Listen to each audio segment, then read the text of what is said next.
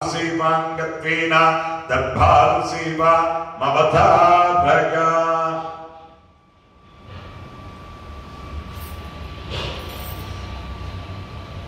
ఓం మరకత శ్రీ లక్ష్మీ గణపతి ఆలయంలో ప్రతి బుధ శుక్ర ఆదివారాలు దర్భాలు సేవను నిర్వహిస్తూ దర్భాలు సేవలో స్వామివారి అన్నప్రసాద నిమిత్తము మరియు భూదానం నిమిత్తము ద్రవ్యము సమర్పించినటువంటి దాతల యొక్క పేర్లు స్వామివారికి తెలియజేస్తూ వారికి వేద ఆశీర్వచనం చేయడం ఆలయ సాంప్రదాయం.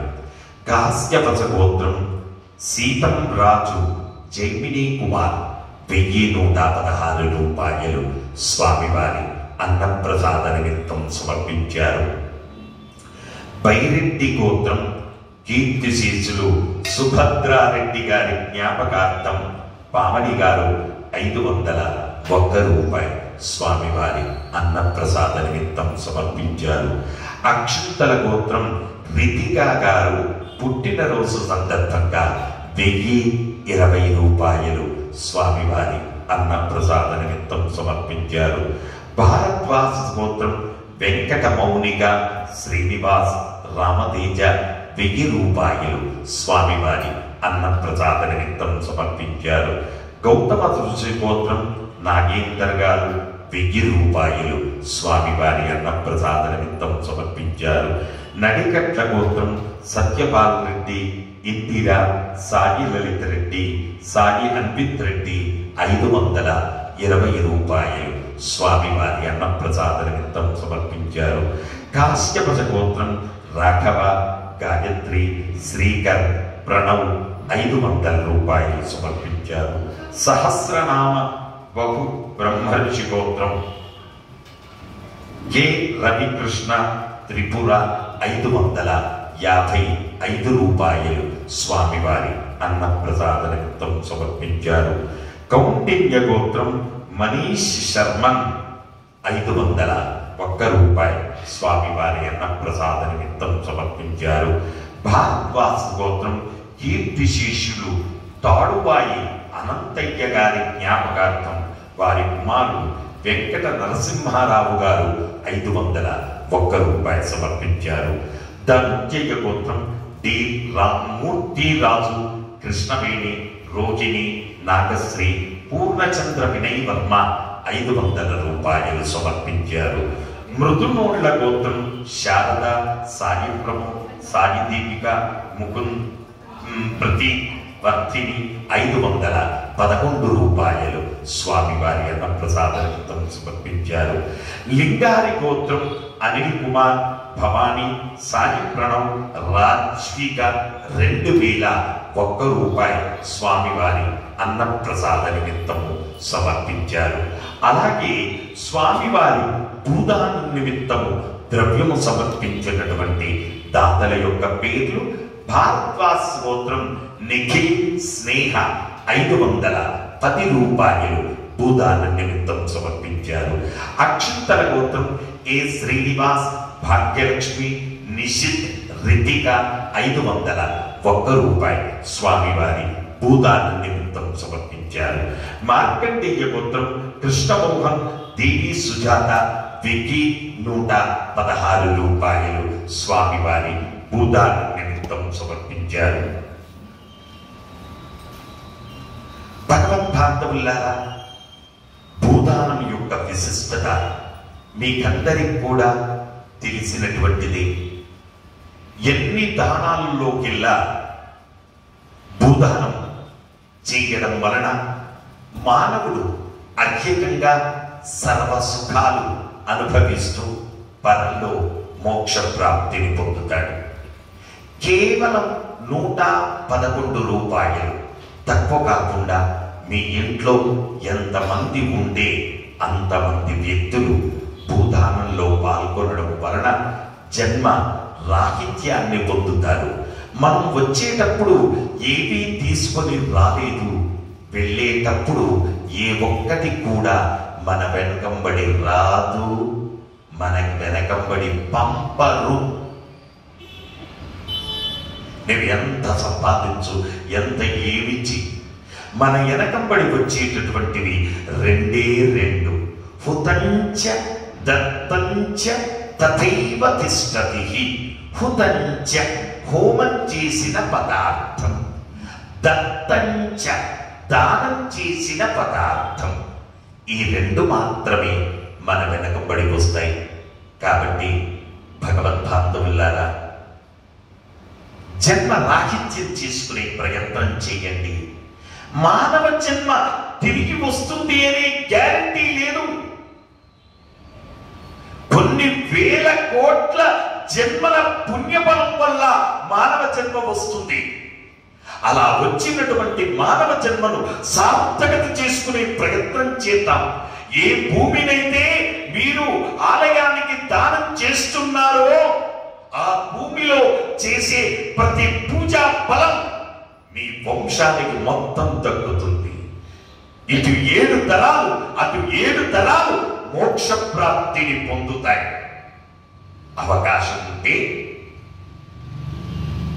111 రూపాయలు తక్కువ కాకుండా మన ఇంట్లో ఎంతమంది ఉంటే అంతమంది పేర్ల మీద అన్ని 111 రూపాయల చొప్పున భూదానం చెయ్యండి. లేదు ఇంకాస్త ఎక్కువ ఇవ్వగలుగుతాము అనుకుంటే 1 ఫీటుకి ఇవ్వండి.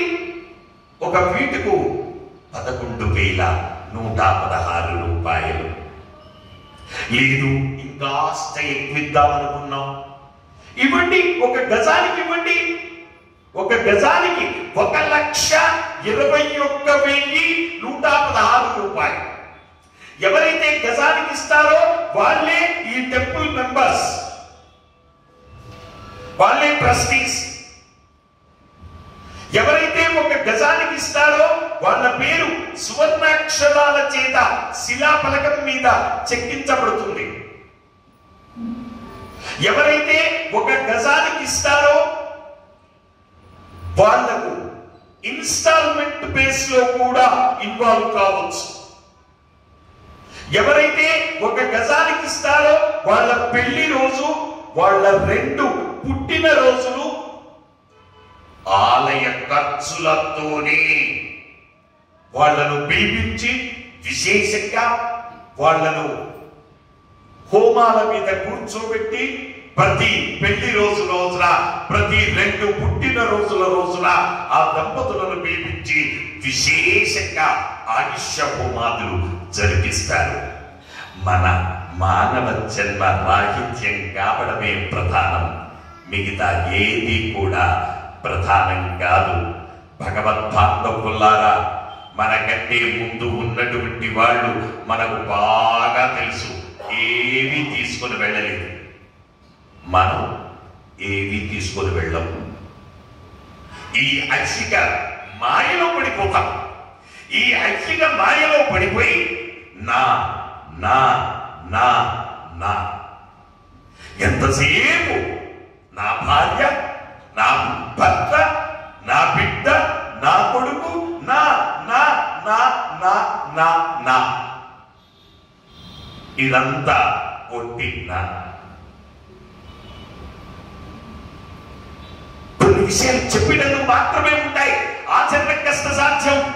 బట్ సాధన చేయుమురా నరుడా, సాధ్యము కానిది లేదురా, అలవాటైతే విషమేనైనా హాయిగా తాగుట సాధ్యమురా అని భక్త తుకారాం చెప్పినట్టుగా nothing is impossible in this world, everything is possible.